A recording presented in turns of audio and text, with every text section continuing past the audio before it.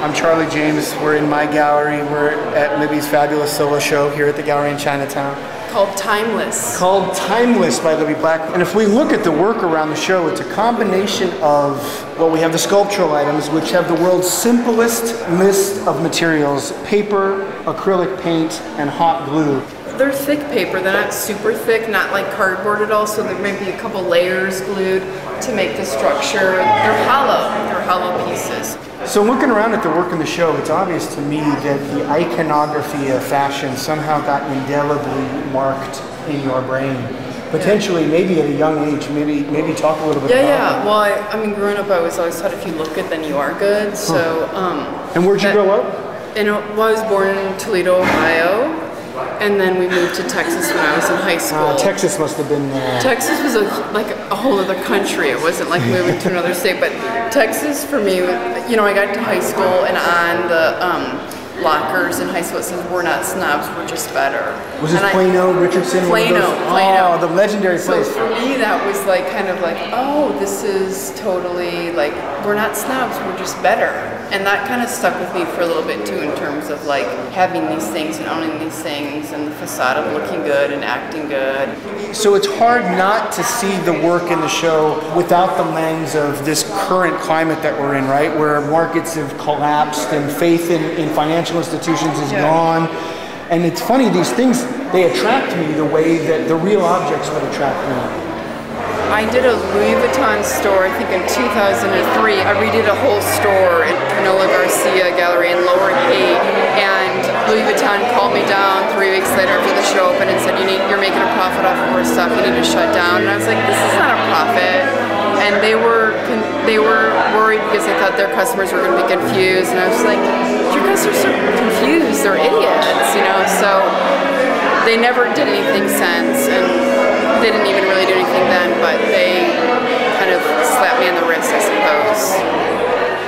Stepping back and looking at certain things, like the old Vogue magazine covers from the 50s, and kind of looking at what we were looking at in fashion, and then also looking at now, like the girls' blank stare into nothingness, and it is still about nothingness, but being seduced by it at the same time. I think your work is tailor-made for this town. I think the level of response to the work that we've seen tonight is indicative of that. So, welcome back to Los Angeles, and it's of course my pride and pleasure to have you in the gallery. Thanks, Charlie.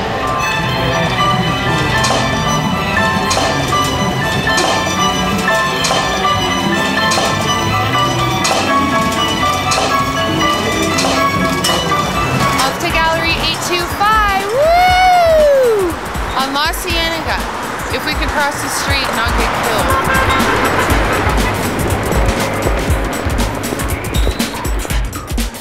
We have about 100 artists represented tonight.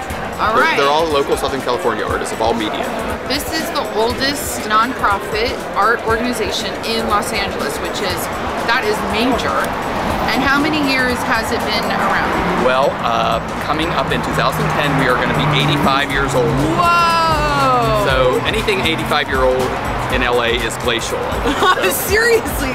This is our annual holiday show. It's one night only. It's called Aurora, and we have all works on paper for $200 each. So you can get some really amazing bargains tonight. It's a lot of fun. A lot of artists here, a lot of collectors here. So. Very cool. Gallery 825 is like a phoenix since Peter's come aboard.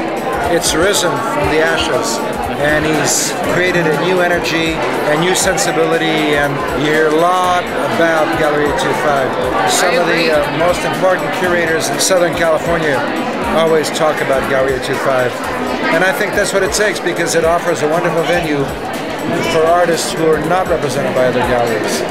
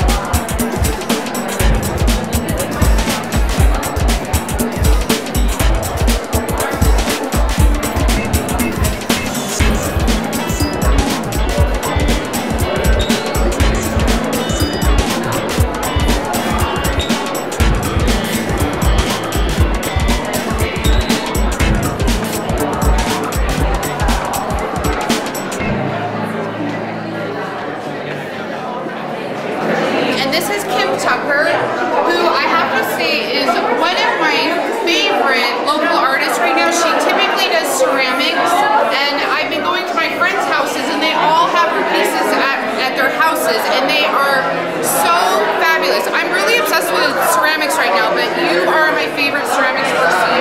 For this show, she's showing her drawings, and now will these turn into ceramics? Yeah, actually they will.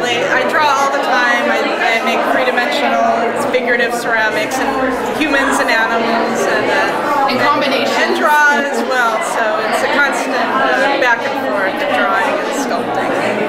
I often use found photographs or old photographs, but change them dramatically so they become figments of my imagination or from dreams or people that I know.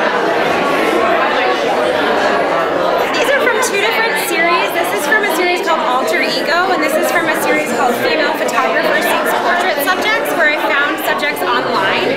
We would collaborate together on this kind of fantasy of the portrait and how they wanted to have their portrait taken, and I would dress them and go into their closets, and we would drive around together and find locations sometimes.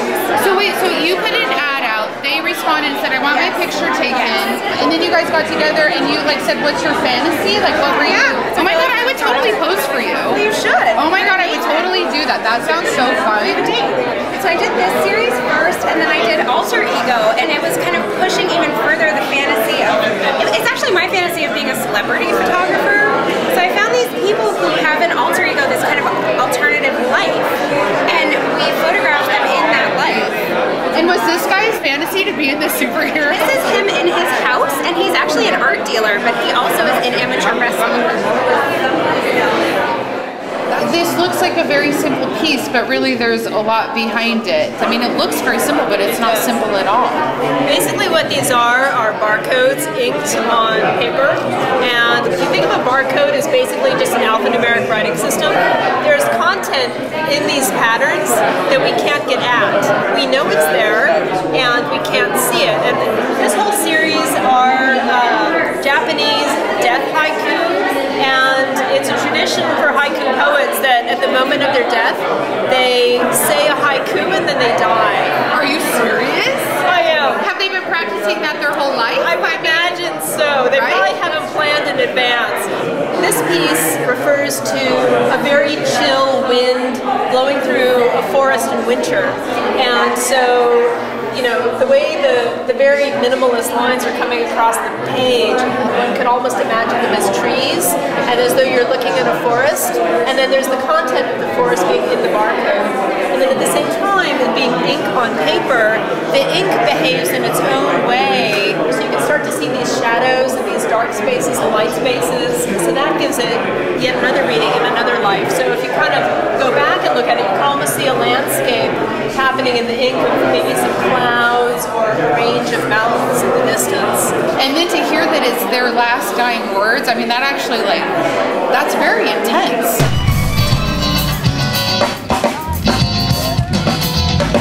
She was already wet. You had to touch the air.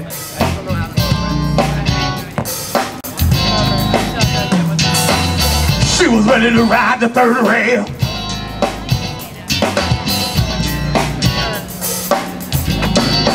You see the devils in the detail. You see the devils in the detail. Cross the T, that's a Y. You see the devils in the detail. You see the devils in the detail. Cross the T, that's a Y. You see the devils in the detail. You see the devils in the detail. Cross the T, that's a Y. Ooh, why?